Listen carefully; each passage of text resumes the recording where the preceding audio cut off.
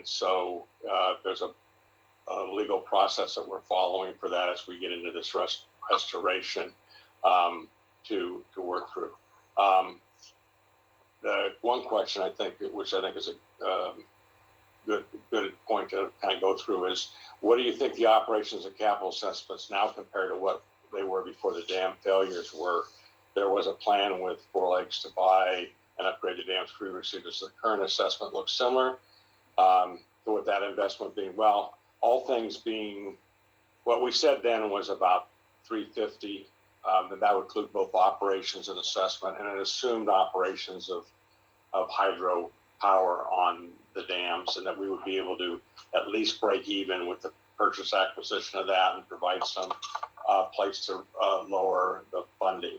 So if you want to look at that number, these numbers are probably 60% higher, but four times lower than that. Once the license at Edenville was revoked, we were still feeling that we could get the other dams going, and maybe get Edenville would be the plus thing. Once they failed, once it went through this lawsuit, they became toxic. We couldn't take them.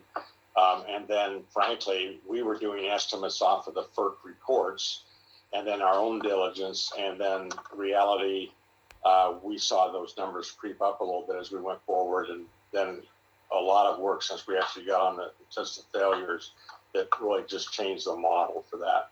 There's a question here, are we considering power? No, it would be, if you look at taking these dams and saying, well, just put hydro on top of it, if you will, it just doesn't justify. As I said before, they were 10 megawatt structures. If we want to go out and invest in 4 windmills, would be probably cheaper to do that than it would be to put the power on these dams. And we wouldn't get these things up. The FERC requirements on average, it takes 7 to 10 years to go through all their processes. It's not that they're better, it's just that there's a structure they have to go through. And these dams licenses expire in 2028, and we were in the process of figuring out how to do that, but we don't have those licenses anymore, and we got to start over. So hydro is not feasible on the dams anymore, and and frankly, we are in a model that's more than we were before they failed, and I don't think we just are trying to hide that. There's another point of, if we have another dam failure, will the operational budget include insurance? Well, yes, we will have insurance. The counties have insurance, but I think people have to understand that there's no insurance market that handles a $300 million failure in this structure here. So you're not going to pay for that. Our investment has to be on getting highly reliable dams, and I think as a forensic team, as we go forward, we get challenged a little bit for how long this takes and how much money we're putting in these dams, but we got to put them in so we have a high confidence they're not going to fail. And if they do fail in the insurance, it's not going to be catastrophic. It's something that we can fix. Again, it's the key thing is how to avoid that. When will the construction data be available for review? As I said, we'll put a video out at the high level. If we don't put every drawing out, we will never do that. I mean, just confidentiality, it has to be managed in terms of safety and security. But there are the design drawings that get permitted, and they get submitted to Eagle, and those are open for public viewing, and we're transparent on when that's happening. And we kind of give these other dam sites, but we're not opening up the data room for everybody to look at every drawing, but anything that gets to Eagle and submitted in a permitting process with its open communications includes the drawings. I think we have some out there now, Ron, and like the design criteria and stuff like that we can show you and stuff to do. I think I got them all. You probably have another one. Are you on part 3? Will the remaining funds be split among homeowners? No. If we get below $200 million and we have extra, we'll try to keep the dams open, but it doesn't go back to the homeowners. If the number of the project is 250, and we're saying the assessment is 60 right now because we've got the, basically 10 million we're using to get to the the project, and then we have 190. If it turns out that we can do this for 220, then we're only going to be assessing $30 million. Our current thinking is we'll be somewhere between, that 230 and 280. So, for example, if we were all the way down to 230 versus 250, that'd be $20 million less. It'd be $20 million less that we would be charging the homeowner. So we're not actually going to do this assessment until we have a high degree of certainty on the capital assessment, what the number is. So we'll be by the time we do this assessment, I would expect that C-Core to small would be implemented, and we'd be at the end point where we knew exactly what Sanford and Edenville would cost. That's for me. I think we're gonna. We got a few more.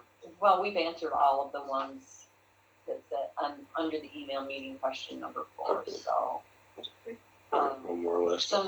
one other person asked, who's operating the dams? Will they be run by the counties or townships? No, who's operating the dam? No, we're operating the dam. Fort Lakes Task Force has an operational unit that operates the dams. We're doing part of our role in the, these dams are.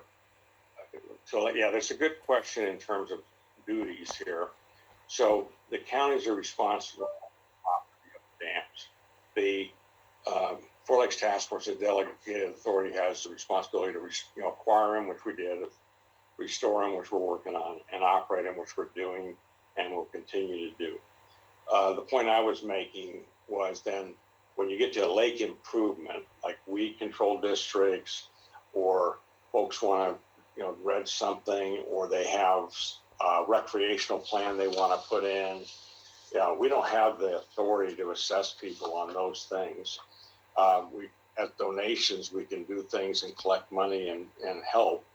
But those things are designed in the state for state-owned dams are done through lake improvement boards. And so usually what happens is the townships, the associations decide they want a better quality of lake and manage a lake plan or whatever, invasive species of weeds.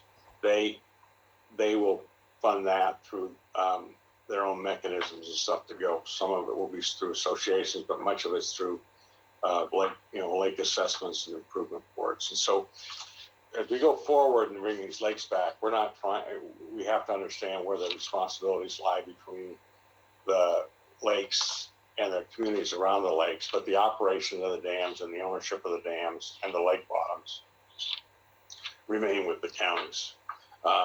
But the use of the water, and the water itself is kind of, owned by God and the state, I guess. And the rest of it is basically the improvement aspects, or what the community around their own lake want to do. So there's historically been weed assessment districts and improvement boards. I would expect those assessments would still be there going forward. Don Zackett had commented and just wanted us to remind people that the individual's parcel calculator on our website won't be updated until April 12th. Yeah, so I think it's worth just getting the timeline. What the point there was, if you go to the current assessment district right now, you're going to look at the old methodology allocations. We're going to change it, but we're just trying to get everything done. We're going to change that by the 12th. Tomorrow there'll be a paper out that is kind of a fact sheet, I think, that will explain this in 4 pages. There'll be a paper which is about 20 pages that shows this, kind of the project costs and the structure at a high level. That'll be tied into a news flash. There'll be as Ron mentioned, there's a methodology report that will come out at the same time, that if you want to get into real depth of all these factors, it'll show you that. So we'll try to indicate that on our website. So we're giving this, we're rolling it kind of out as we go.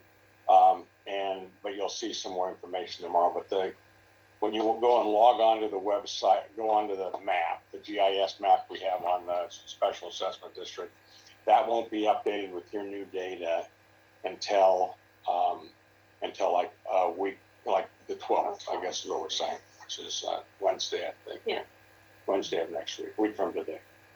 And Dave, just to add to that, we've because we're updating the map on the website that shows the assessment amounts. Until April 12th, there will be no numbers shown on the map. So to avoid confusion, we've taken the old numbers off. It'll be blank, and on April 12th, the new numbers will be on. Okay, and we'll make sure, I'm sure we're gonna frustrate people, but we'll make sure that we kind of indicate that and the timing on the website and stuff. The rest of it's updated already, involving everything we presented. Yeah, so everything we presented today and all the facts and getting, kind of going to the next level of detail you'll be looking at. I know it's frustrating, we just didn't get it done. We'll be able to get you the map in another week to work through. And again, then we have these days of reviews and working through that. So it gives you a week or two before the days are reviewed in order to look at those. Doing okay? Good. So I think we went through a lot today, but wanted to focus a little bit. And again, we felt that this, because we knew we had several hundred people on this. We knew we had a lot of questions. It was better to kind of collect them. If we missed something, we'll go through them. We're pretty good at responding back to you and make sure we get them to you. If there's very specific personal property information, we'll address those as well. I don't think we have too many of those today, so again, thank you very much for attending. I feel very optimistic that we can kind of get through this project now, and we still have to get through this kind of finish the financial model there, and we got a lot of engineering to do. And I think as we towards the end of the summer, we can get a lot more clear on some of these things in terms of having a real good viewpoint of where we are. So again, thanks for all the support of everybody here that's kind of communicated in the program, and looking forward to getting the lakes back. So thank you very much for joining us.